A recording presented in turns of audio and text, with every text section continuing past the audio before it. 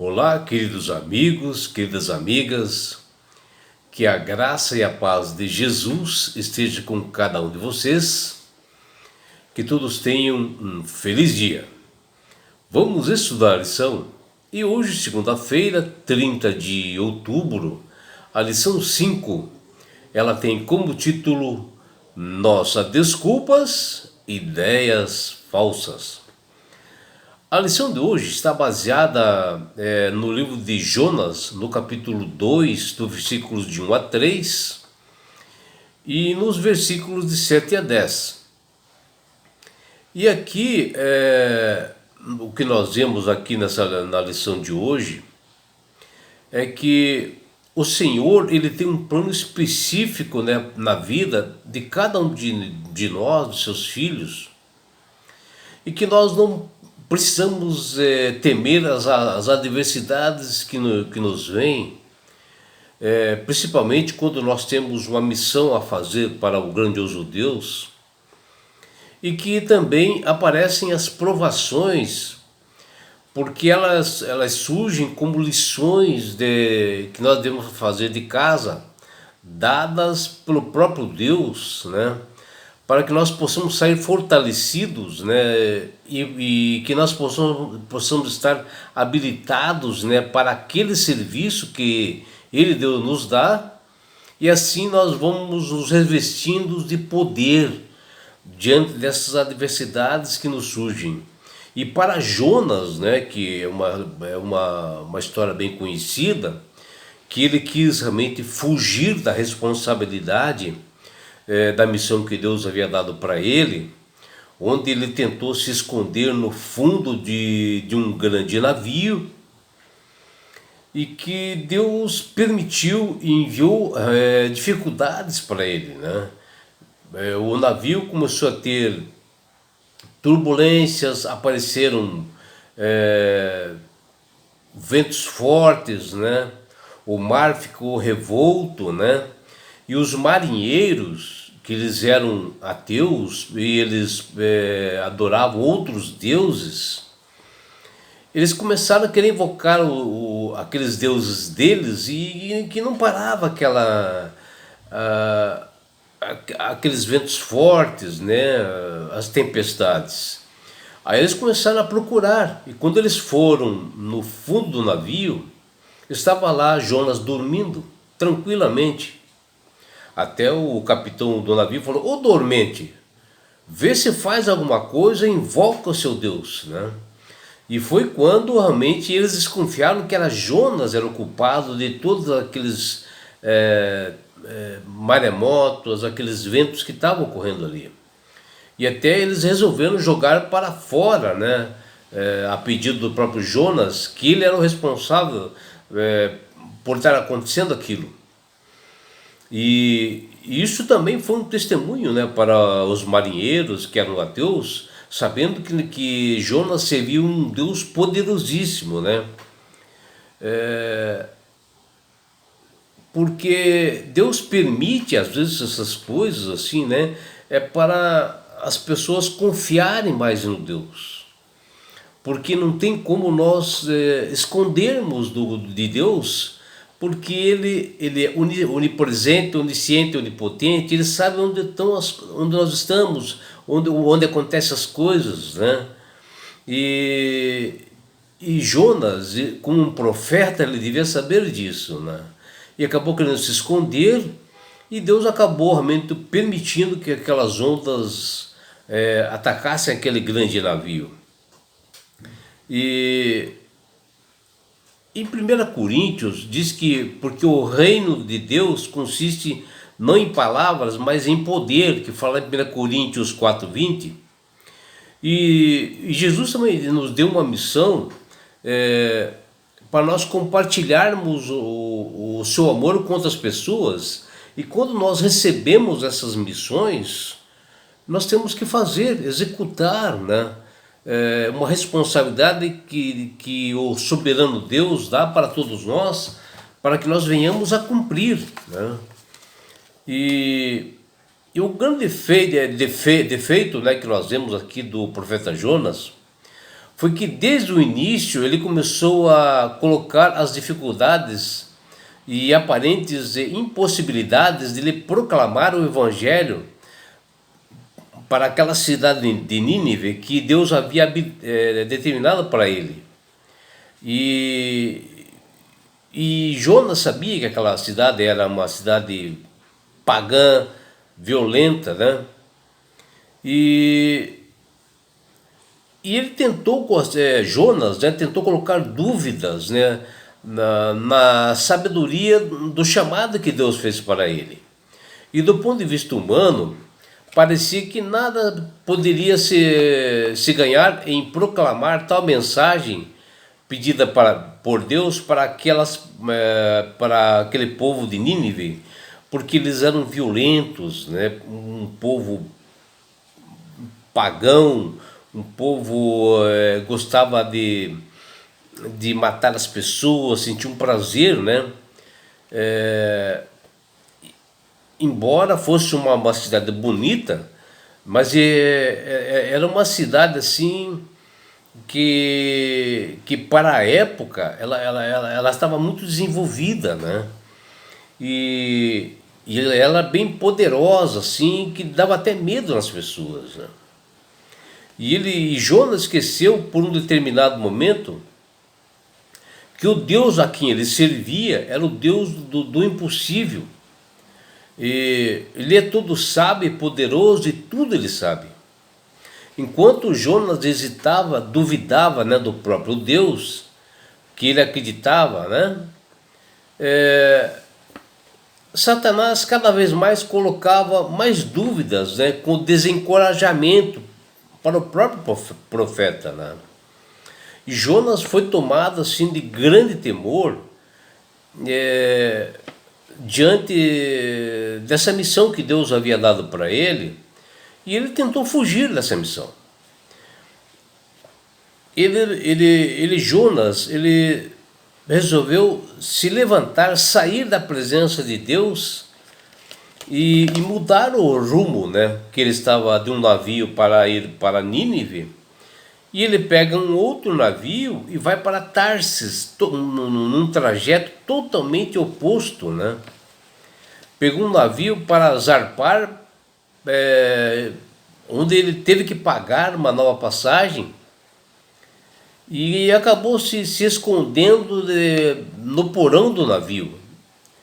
E aqueles marinheiros pagãos, né, que fala em Jonas 1:3,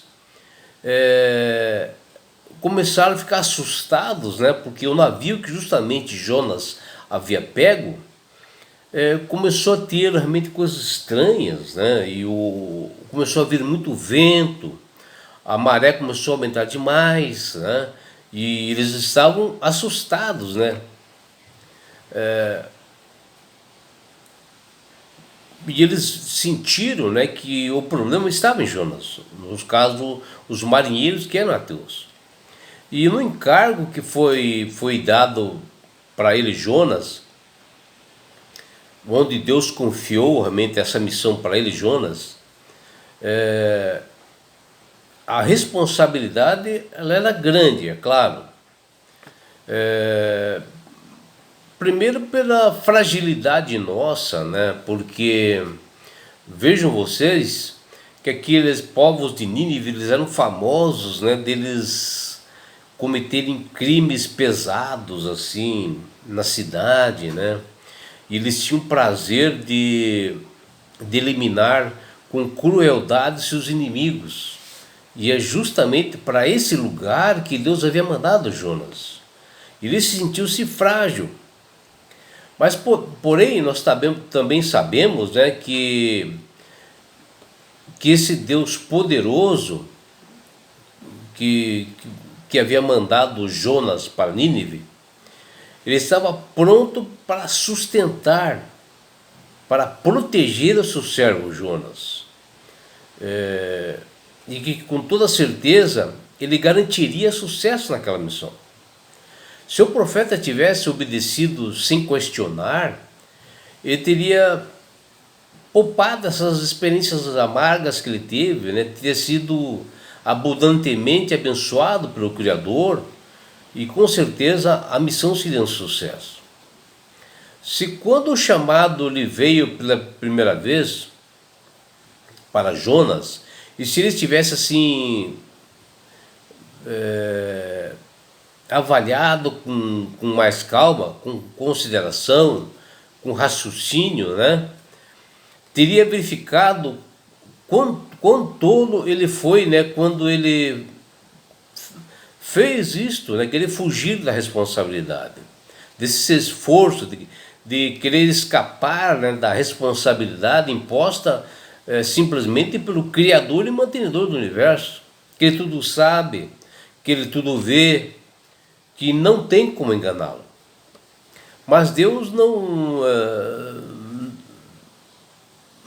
por muito tempo pôs a prova para Jonas que ele prosseguisse a fuga lá em Tarsis. E já de imediato Deus deu uma lição para ele.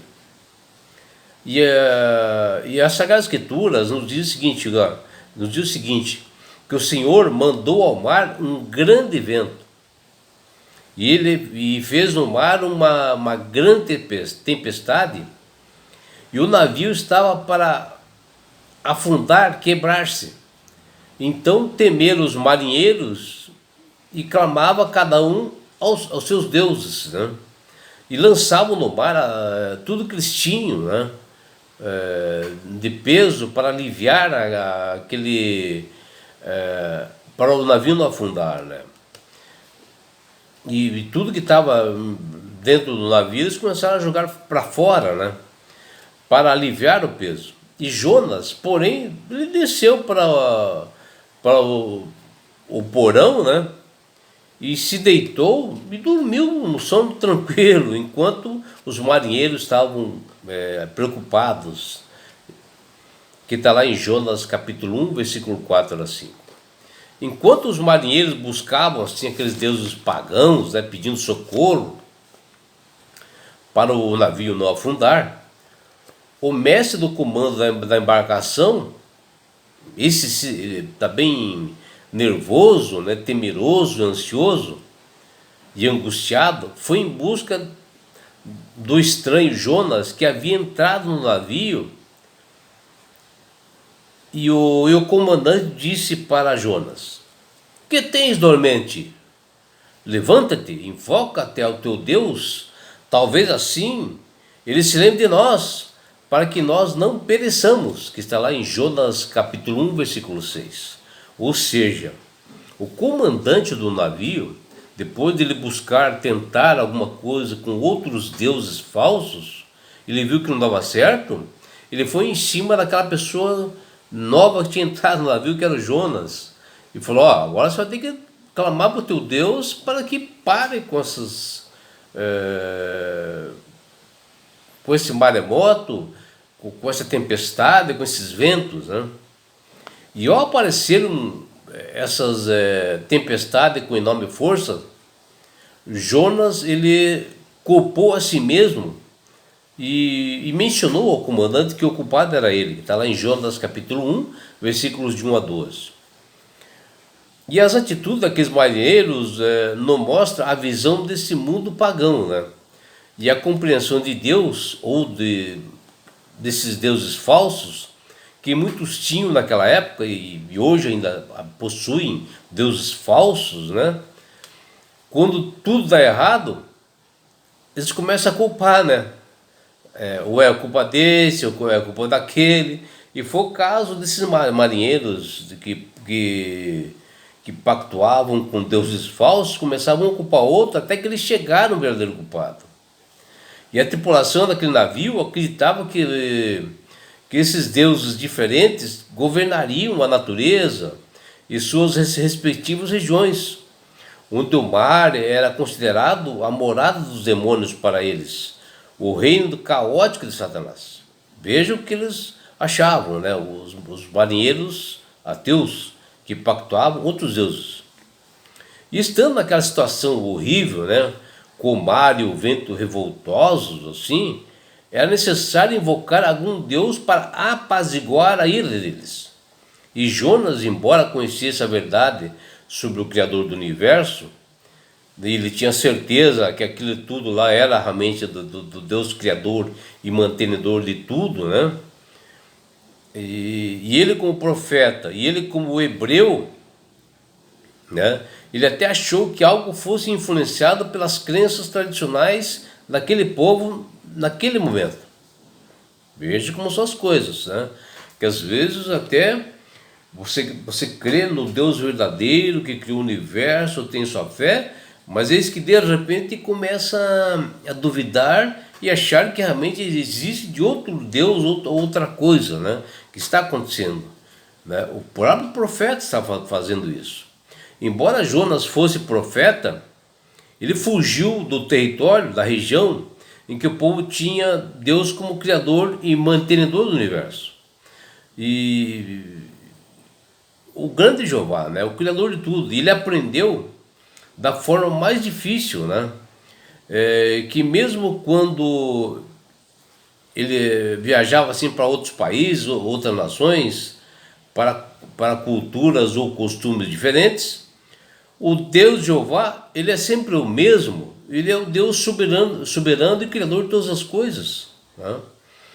Então não tem como duvidar, é um Deus poderoso, né, que até os ventos, as ondas, a natureza lhe obedecem e pertenciam, porque ele é o criador e mantenedor de tudo isto. É ele que domina tudo isto. E pode ser até um enorme peixe querendo devorar ou levar o Jonas, ele tem poder também para dominar aquele peixe. Até Davi diz, ó, ao Senhor pertence a terra e a sua plenitude, que está lá em Salmos 24:1. E às vezes é nas dificuldades e nas dores que nós vamos lembrar do grandioso Deus poderoso que tudo criou. Para Jonas, o maior do que o abismo que rodeava ele naquele momento, que está lá em Jonas 2:5, era o abismo que se encontrava o seu coração, a dúvida que pairava sobre o seu coração. Mas foi quando sentiu como se fosse morrer por dentro, quando Jonas apresentou sinais de que um quadro debilitado.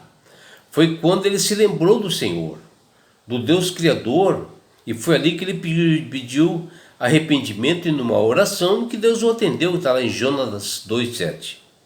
E por mais que nós tenhamos uma aversão natural à dor, é ela que nos alerta quando nós precisamos de ajuda.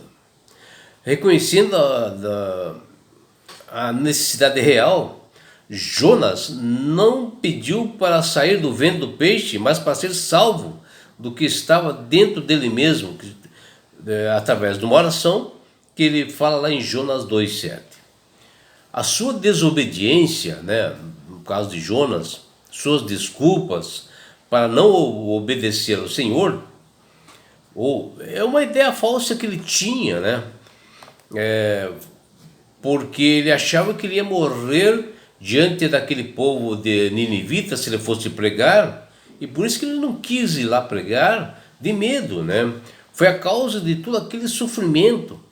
E ciente da sua culpa, ele ofereceu um sacrifício ao Senhor, com a voz de agradecimento, né, a Deus, que está lá em Jonas 2:9. E um coração agradecido, né, arrependido, que pertence à salvação de cada um de nós, e submetendo-se à guia do Espírito Santo, foi ali que permitiu a Jonas ser moldado pelo poder de Deus, onde esse poder torna-se um lugar propício para a morada de cada um de nós.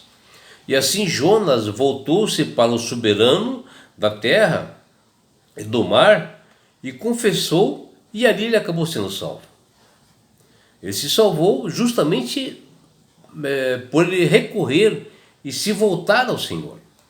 E todas as vezes também nós temos um mal entendido, né, sobre o Criador do Universo, como Jonas teve, né, onde ele até duvidou de Deus e achando que era outro Deus que estava acontecendo aquilo ali. o que se espera de cada um de nós é que nós possamos realmente buscar o verdadeiro Deus Criador nas nossas dificuldades. E o desejo de Deus para todos nós é que nós venhamos a nos concentrar e buscar a nossa própria salvação, e que nós venhamos a se afastar da maldade e dos enganos desse mundo,